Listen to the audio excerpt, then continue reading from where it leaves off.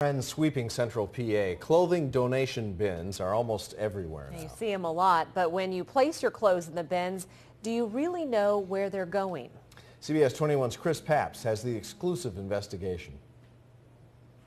How many of us at some point have taken a bunch of our old clothes, stuffed them into a black trash bag, and then stuck them into these local clothing donation bins? But did you ever stop to think about this? What do you really know about these bins? You may think you're giving to a charity or a nonprofit, but in many cases, you're not. They're all lined up here. For decades, nonprofits like the Salvation Army and the Red Cross have relied on donation bins like these to fuel their funding. How many people actually pull in and just pick a bin? These bins have become synonymous with charity. But now Glenn Chandler with Community Aid I am upset. says they're being threatened. There's nothing wrong with the business making profit, just be honest. Over the past few years, scores of for-profit collection bins have appeared in the mid-state, and it can be hard to tell them apart. In color and design, they look just like their nonprofit counterparts. They even have charitable-sounding names. But when your clothes go into these for-profit chutes, most of them are sold overseas. Nonprofits such as Community Aid keep your donations local. You can get very nice things in here at very good prices.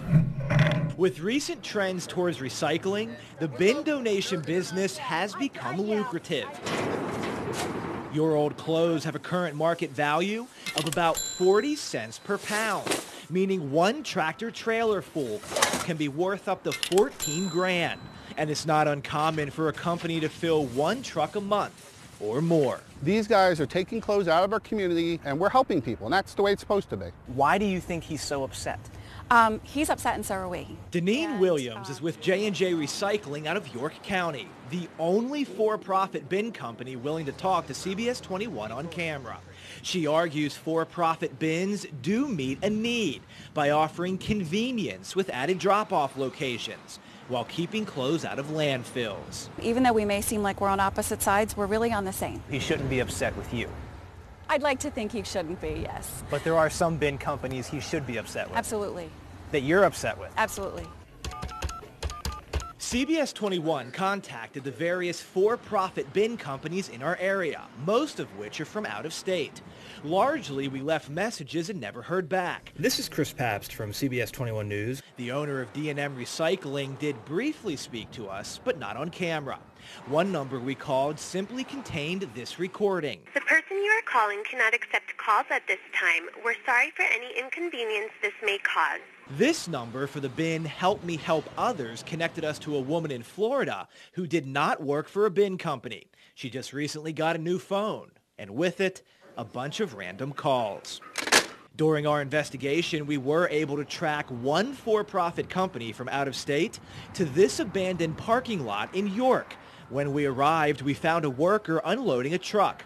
He agreed to allow us to record him working, during which he spoke about the business.